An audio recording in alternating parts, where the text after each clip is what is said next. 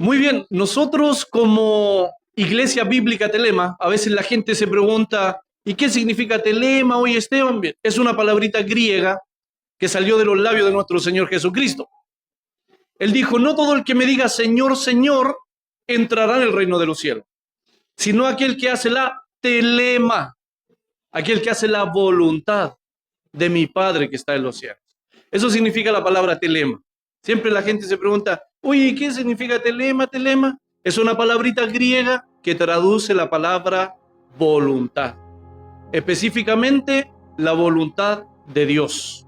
Es lo que dice el apóstol Pablo escribiendo a los romanos, para que comprobéis cuál sea la buena voluntad de Dios.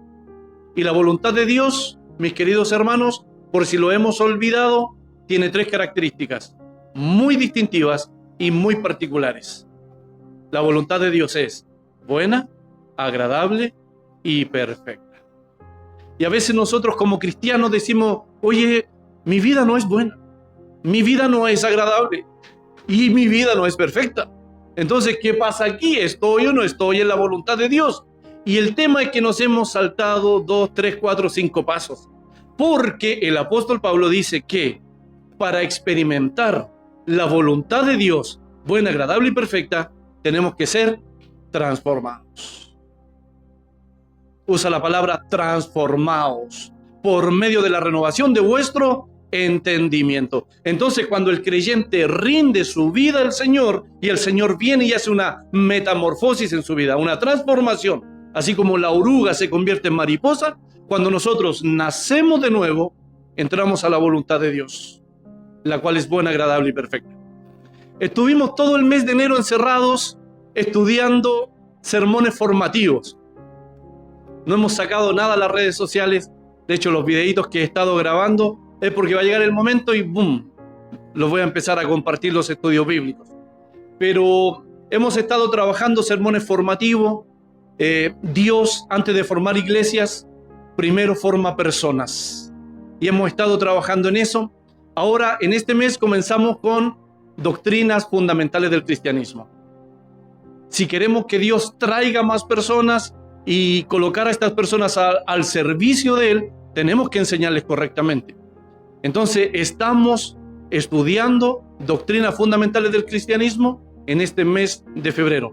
Así que ustedes hoy van a tener el privilegio de poder compartir junto a nosotros este estudio de esta serie que es capítulo número 2, doctrinas fundamentales del cristianismo.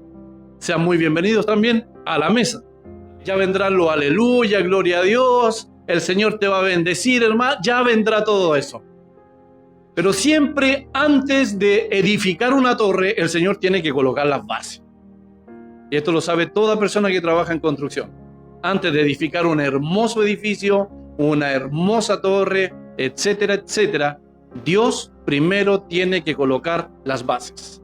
Y nosotros tenemos que saber qué creemos, por qué lo creemos y cómo debemos vivir lo que creemos.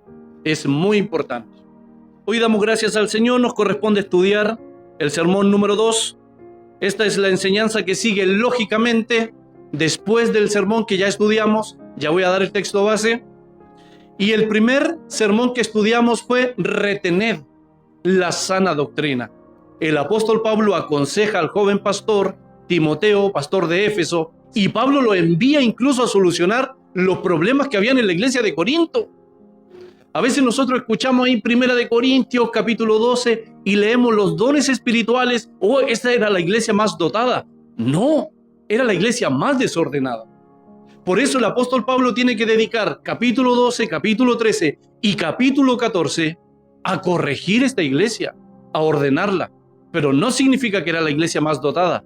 Pablo dedica estos 3 capítulos para ordenar los dones espirituales dentro de la iglesia. ¿Y por qué estoy mencionando esto? Porque envió a Timoteo a ordenar esa iglesia en Corinto. Entonces también aprendemos que Dios es un Dios de orden. Dios ama la disciplina, hermanos queridos.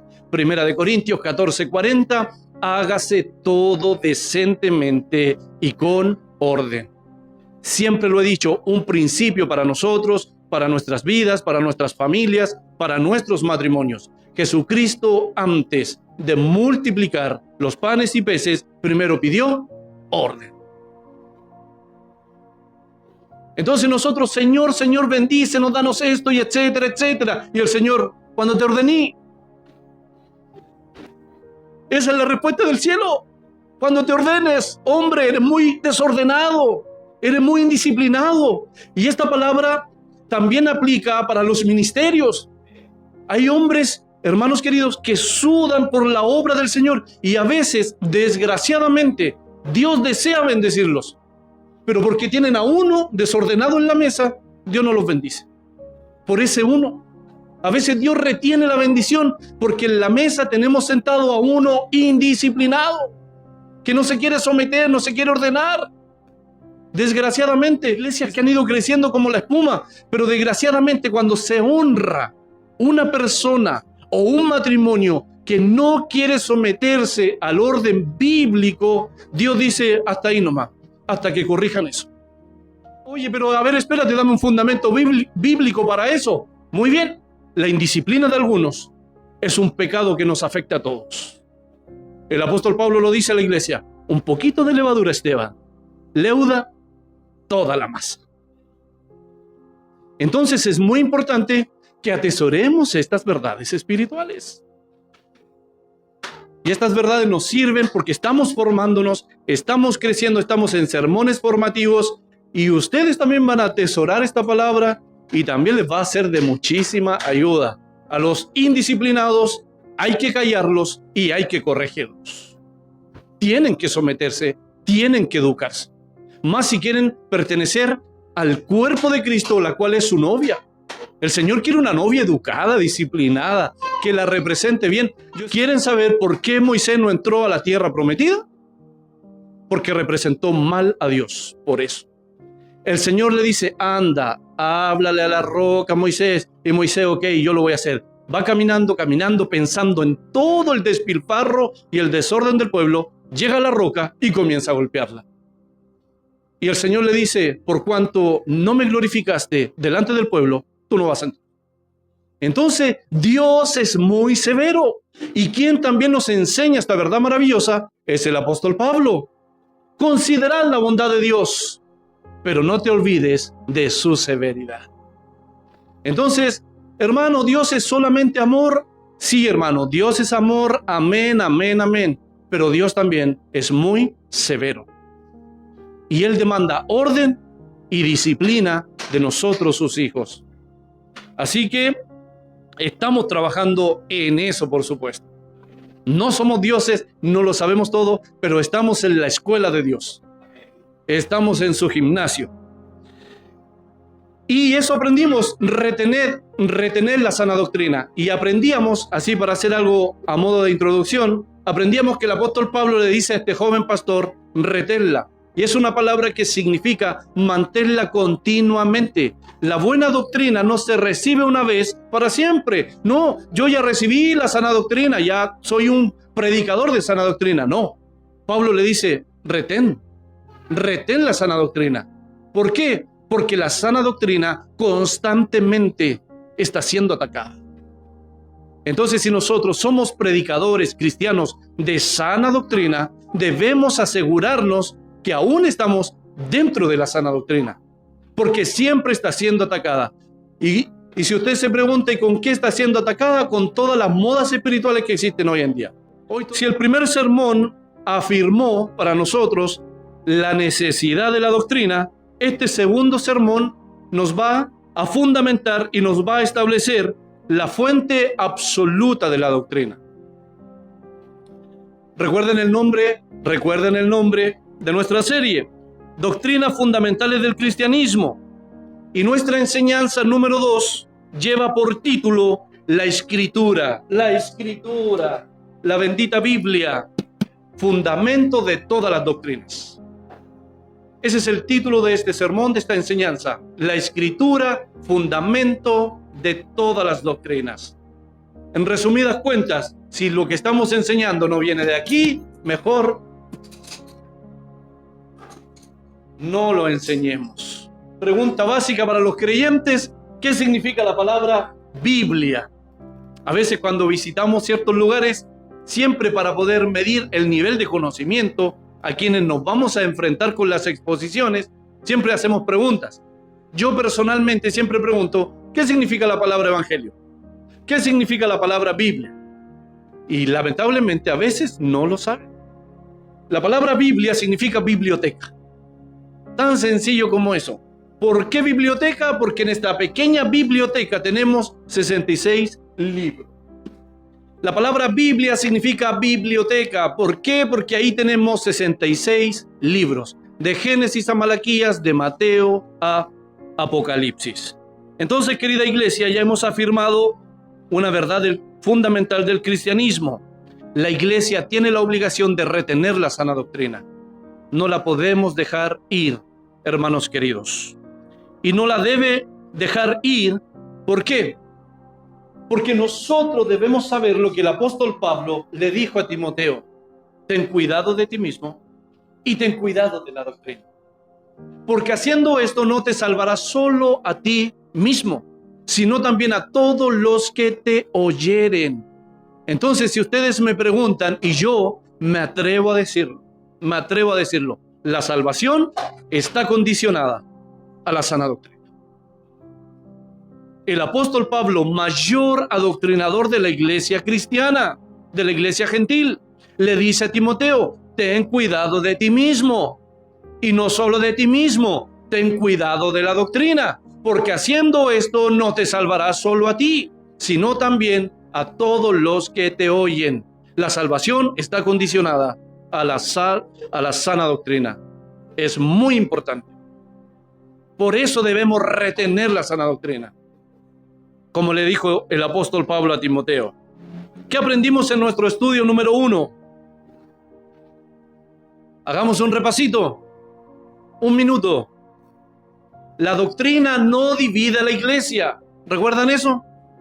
La doctrina no divide a la iglesia, porque a veces los cristianos dicen, oye, las doctrinas nos dividen. No, la doctrina no divide a la iglesia. La ignorancia doctrinal sí divide a la iglesia. La ignorancia doctrinal es lo que tiene dividida a la iglesia y a muchos hermanos. También debemos saber, y lo aprendimos, estudiar doctrina no enfría la fe y no la vuelve apática, como muchos dicen. Estudiar doctrina no enfría la fe, al contrario, la direcciona, le da dirección, porque adoramos con el entendimiento. A veces tenemos cristianos evangélicos en las iglesias que tienen 20, 30, 40 años en la iglesia. Y usted les dice, oye, dame un atributo de Dios. ¿Qué es eso, Esteban? ¿Qué es un atributo? Entonces, desgraciadamente, dicen, no, ¿qué te pasa con tanto estudio? No, los cristianos debemos estudiar las Escrituras. Debemos saber quién es Dios. Y por supuesto que esto te vuelve impopular. Porque los cristianos no se quieren educar, no quieren dedicar tiempo. Y estudiar la Biblia es sinónimo de estudiar a Dios. Todo lo que sabemos de Dios viene de este libro. Entonces, cuando tenemos creyentes que no quieren estudiar sus Biblias, yo dudo mucho de que sean cristianos.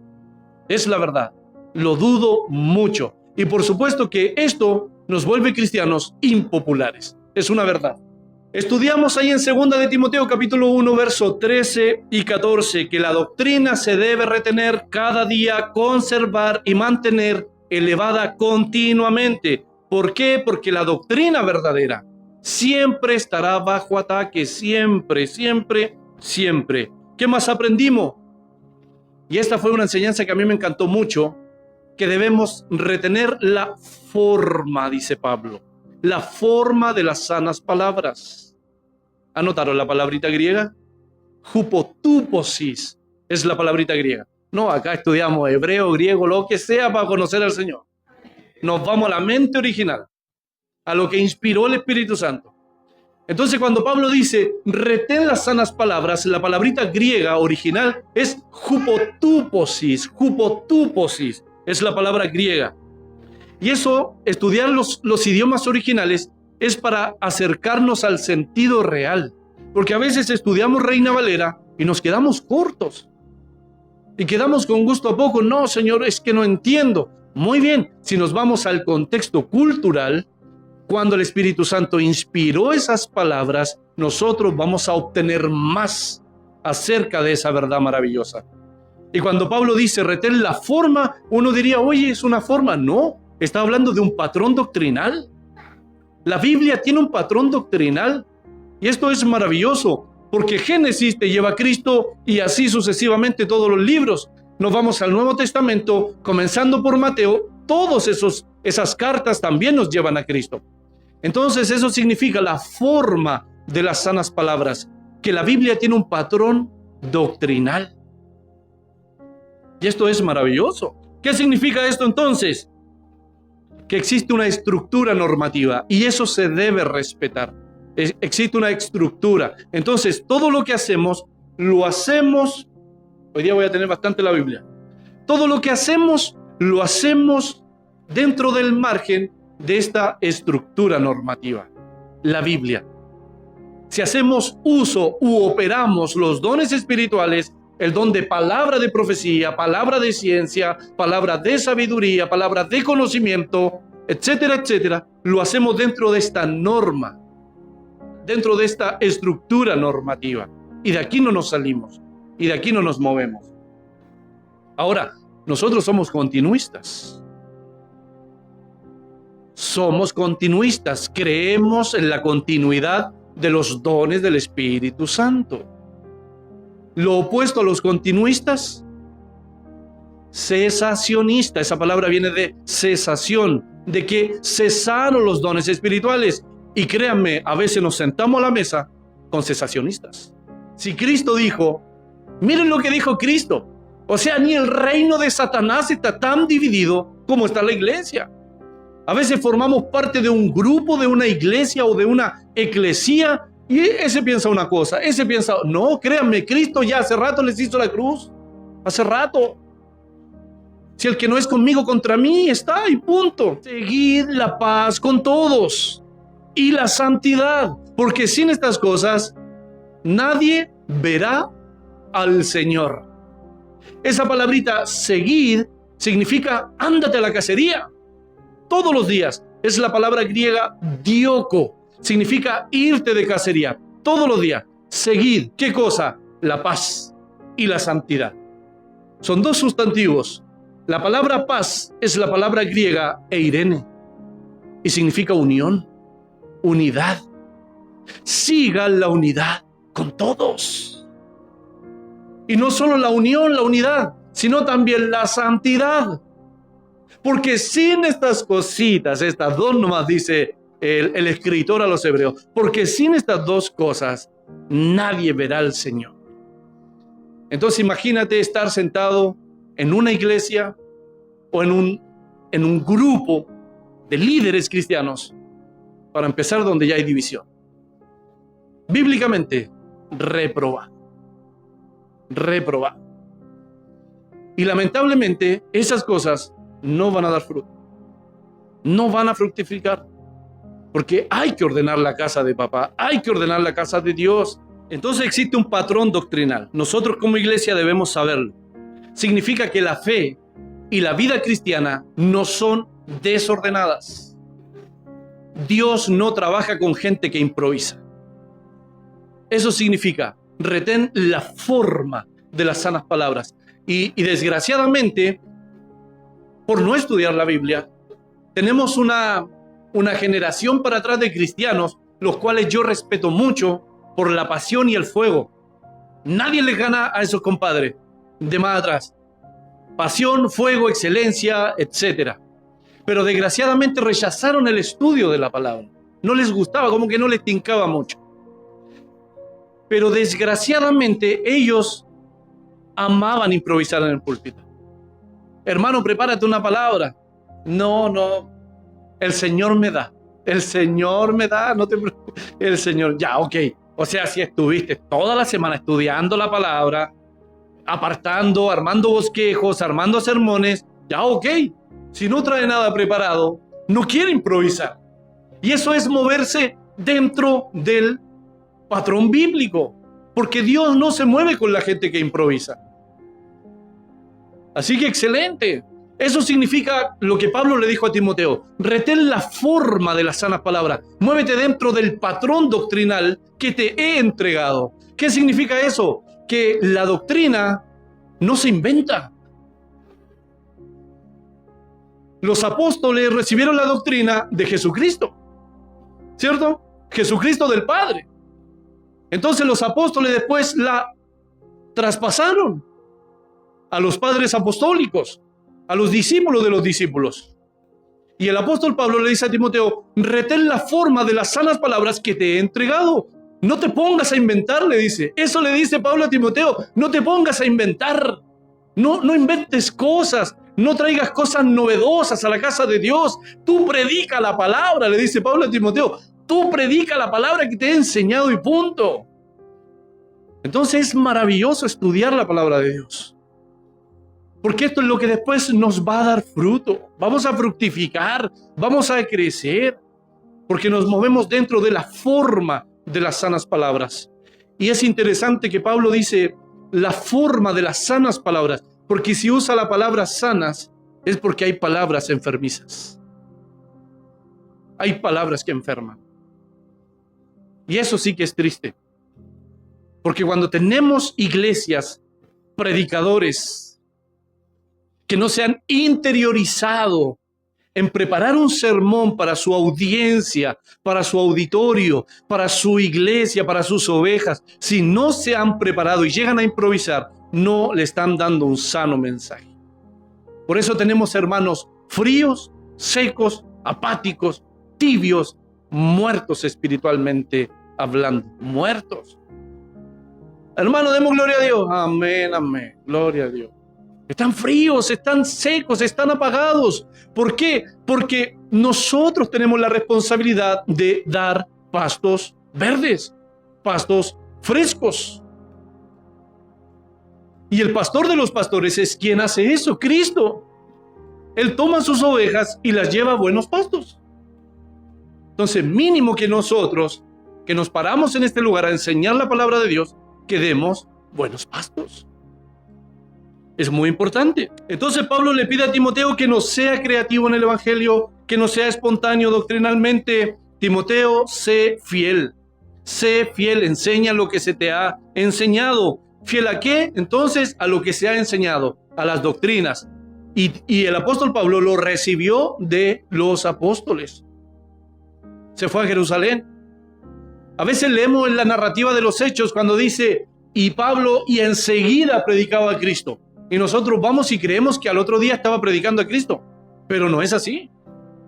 La carta a los Gálatas dice que estuvo 13 años educándose con los apóstoles. Y después salió y se comió el mundo. El apóstol de los gentiles es nuestro apóstol. El apóstol Pablo es nuestro apóstol. Y el apóstol de los judíos es Pedro, el apóstol Pedro. Por eso las cartas universales, primera, segunda de Pedro, tienen como un corte distinto. Él habla como del evangelio del reino, porque ellos esperaban el reino. Y nosotros tenemos la gracia, la justificación, todas esas cosas que para los judíos son cosas extrañas. ¿De qué está hablando este palabrero? Porque Él es nuestro apóstol de los gentiles. Nosotros entendemos su lenguaje, no así los judíos. Debemos retener las sanas palabras. ¿Y por qué sanas? Porque hay palabras que son enfermas. Tenemos el bendito privilegio y la bendita responsabilidad de ocuparnos, cuando preparamos una enseñanza, de que sean sanas palabras. Sanas palabras, un mensaje saludable. Imagínense esa gente que a veces usa el púlpito para tirar indirecta o para refutar al otro, así públicamente. No, reprobado.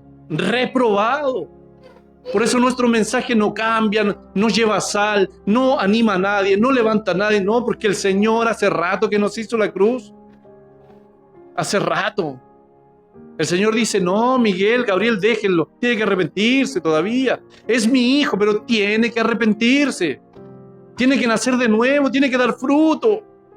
Tiene que darme una evidencia de que ha nacido de nuevo. Cuando dice, dad frutos dignos de arrepentimiento. Esa palabrita digno significa den evidencia de que en verdad han cambiado su manera de pensar. Porque sabemos que la palabra arrepentimiento, metanoia, es una palabra griega que implica un cambio de mente. Cambiamos la mente. Porque si cambia la mente, cambia nuestra manera de vivir. Automáticamente. Si cambia nuestra manera de pensar, va a cambiar nuestra manera de vivir. Automáticamente. Segunda de Timoteo capítulo 3, versos 16 y 17. Toda la escritura es inspirada por Dios y útil para enseñar, para redarguir, para corregir, para instruir en justicia, a fin de que el hombre de Dios, también nosotros ahí decimos en paréntesis, a fin de que la mujer de Dios sea perfecto, sea perfecta, enteramente preparado y preparada para toda buena obra. Porque no estamos solos, no estamos solos. Siempre estamos acompañados de nuestra ayuda idónea. Muy bien. Este texto que acabamos de leer aparece 2 capítulos después que el apóstol Pablo dice retened. 2 capítulos después. Entonces, ¿qué les quiero decir con esto? Que el apóstol Pablo no separa la doctrina de la escritura. Esa es una verdad clave para hoy, hermanos queridos. El apóstol Pablo no separa la doctrina de la escritura. ¿Qué les quiero decir? Que la doctrina y la escritura son indivorciables. Es un matrimonio que no se puede divorciar. Es imposible que separemos la doctrina de la escritura. Y con esto quiero decir que todas nuestras enseñanzas deben tener su base sólida, firme en la Biblia, en la escritura. ¿Por qué el apóstol Pablo no separa la doctrina de la escritura? Porque toda doctrina debe nacer de la escritura.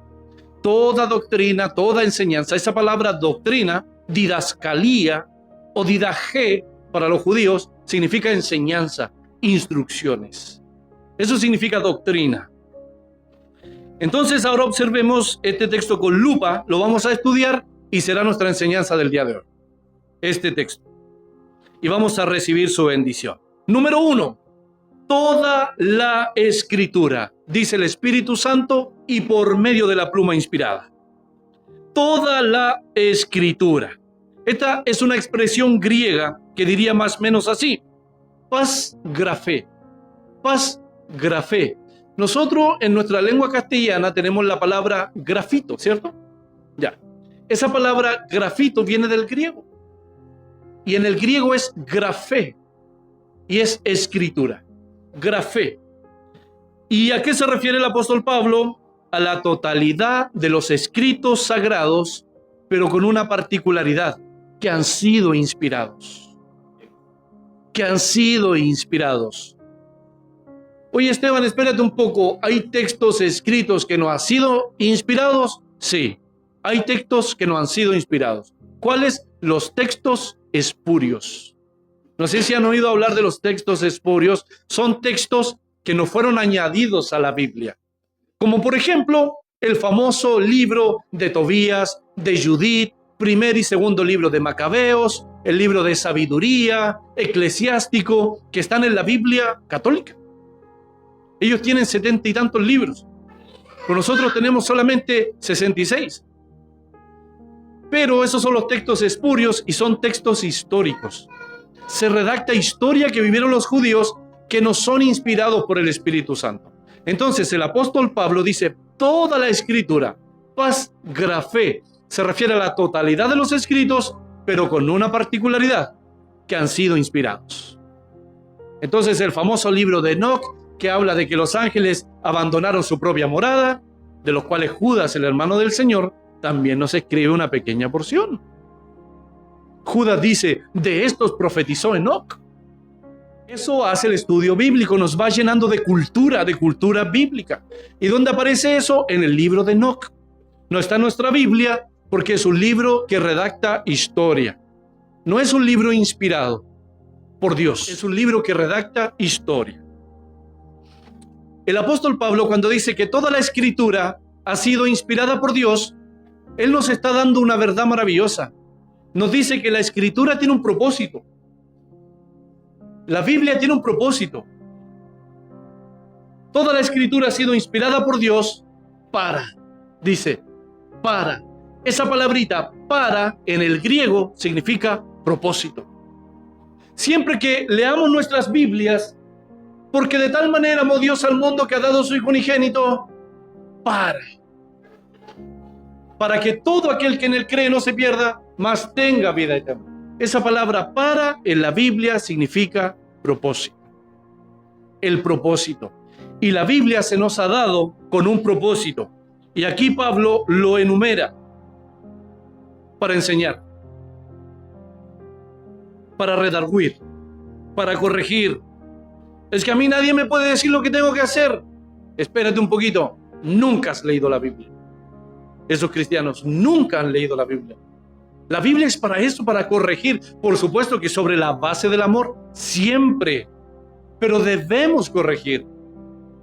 Para corregir y para instruir en justicia. ¿Por qué? La finalidad, la conclusión del por qué se nos ha dado. A fin de que el hombre de Dios sea perfecto, enteramente preparado para toda buena obra. Mis hermanos queridos en el Señor, jamás seremos enteramente preparados para toda buena obra si no abrazamos la Biblia, la cual se nos ha dado con ese propósito. Imagínense las iglesias que no estudian nunca sus Biblias. Oye, hermano, vamos a estudiar la Biblia. Ah, qué aburrido. No. Si tenemos 2 horas de música, 2 horas de aleluya, gloria a Dios, ahí sí, invítame. Rechazan el estudio de la Biblia. A veces han comenzado 40 personas. Terminan 10, 7, porque les aburre estudiar la Biblia. Les aburre estudiar a su amado. Sabemos lo que le costó a muchos hombres que este libro existiera para nosotros. Sabemos lo que les costó. Y hoy en día llamamos a un hermano, ven a participar del estudio bíblico, vas a ser bendecido. Ah, ya, yo estaré ahí. Y después, hermano, te eché de menos. Ah, es que me quedé dormido. Pero después esos cristianos llegan a la iglesia. Señor, tú eres mi Dios. Y eso es lo que les duele. Declararles la verdad. Tú eres mi Dios, tú me dijiste que me ibas a bendecir. Entonces nosotros esperamos que Dios nos tome en serio cuando nosotros ni siquiera nos tomamos en serio a Dios. Y esa es la triste realidad. Tenemos un montón de cristianos hoy en día, un montón de cristianos, un gran número de creyentes diciendo que son cristianos, pero que no oran nunca. No son capaces de orar. No son capaces de abrir sus Biblias, de meditar, de saber, Señor, qué sabiduría, qué consejo me darás hoy, etcétera, etcétera. Señor, háblame por un proverbio. Señor, no sé, dame un salmo, bendíceme. Hay cristianos que no les motiva conocer a Dios. ¿Y saben por qué es triste? Porque San Juan 17:3 dice que la vida eterna es el conocimiento de Dios. Es el conocimiento de Dios. Y esta es la vida eterna, que te conozcan a ti, el único Dios verdadero, y a Jesucristo, a quien has enviado. Por todas las personas que he alentado a estudiar sus Biblias, en todo lugar, en todo mundo, siempre amen sus Biblias, abracen sus Biblias, estudien sus Biblias. Ese es mi mensaje, porque siempre predicamos a Cristo y la Biblia. La Biblia, debemos amar nuestras Biblias. Ahí está la vida eterna. Entonces vamos a desarrollar estas 4 cualidades que menciona el apóstol Pablo para cerrar nuestro estudio. La Escritura es inspirada, ¿cierto? Esa palabrita inspirada en el griego significa que es exhalada, soplada por Dios. ¿Qué significa eso? Que la Biblia no fue un dictado. Dios no se sentó en el trono, Jeremías, escribe, y comenzó a dictar. No, la Biblia no es dictada, es exhalada, soplada por Dios. Estaba un profeta Jeremías, un profeta Isaías, estaban ahí meditando, buscando el rostro del Señor, y de repente Dios comenzó a soplar su verdad, su sabiduría sobre su intelecto y sobre su corazón. Y a cada uno el Señor le sopló su verdad, aunque es una sola, pero le sopló y los usó en sus características. ¿Qué significa esto? Que Jeremías jamás se iba a parecer a Isaías. Isaías jamás iba a ser como Daniel. Daniel nunca iba a parecerse a Ezequiel, no. Porque Dios no dictó su palabra, Dios la sopló y ellos, con su intelecto, con sus capacidades, con su carácter, con sus virtudes, entregaron esta enseñanza. Por eso todos los profetas son distintos. Por eso los apóstoles en sus sermones son distintos. El apóstol Pedro predicaba más como para el pueblo: arrepiéntanse. El apóstol Pablo: arrepentíos. Porque era educado, era instruido. Entonces Dios los usó en su contexto cultural. Pero uno no valía más que el otro. ¿Y por qué digo esto? En el reino de Dios no debe existir la envidia. No puede existir la envidia. Porque yo, como Esteban, no me puedo parecer a otro predicador. Ni siquiera debo buscar imitarlo. Ni viceversa. Tampoco pueden buscar imitarme, porque Dios les va a usar con sus cualidades, con sus virtudes, con sus características. Cuando los predicadores fracasan, cuando buscas parecerte al otro, fracases. Porque Dios te quiere usar a ti como eres. Eso significa que la Escritura es exhalada por Dios. No es un dictado. Todos no tenemos que predicar de la misma forma. Él sopla su verdad en nuestros corazones. ¿Se entendió, cierto? Muy bien.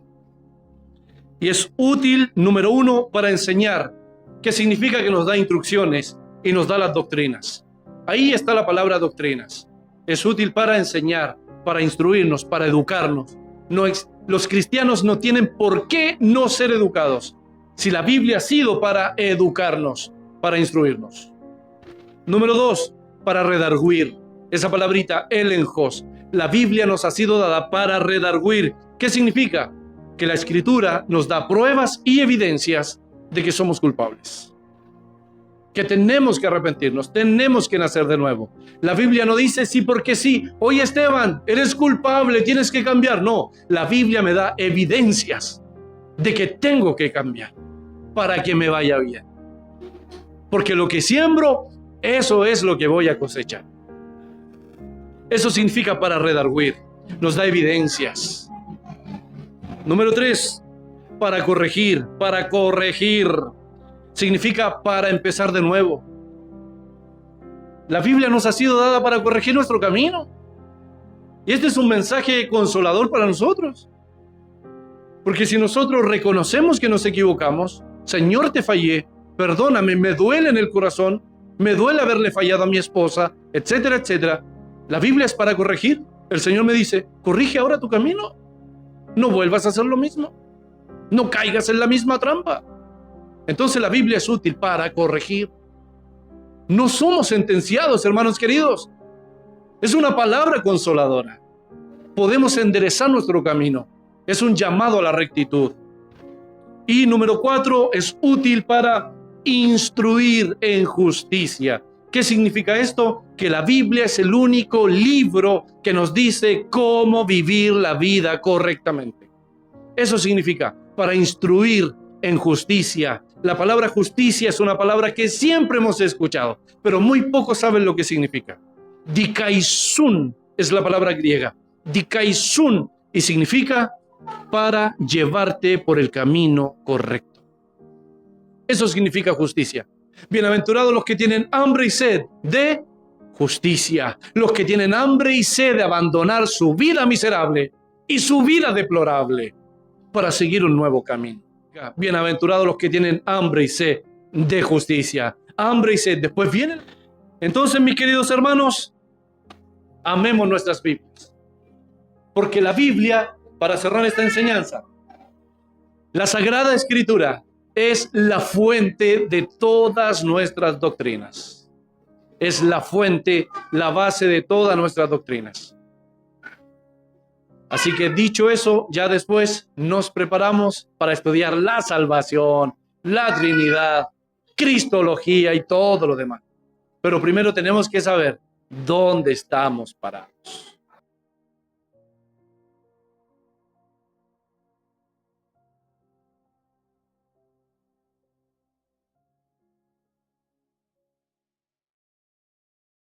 Saludos y bendiciones, queridos amigos, hermanos y familias. Te saluda tu hermano Esteban Fuente Alba.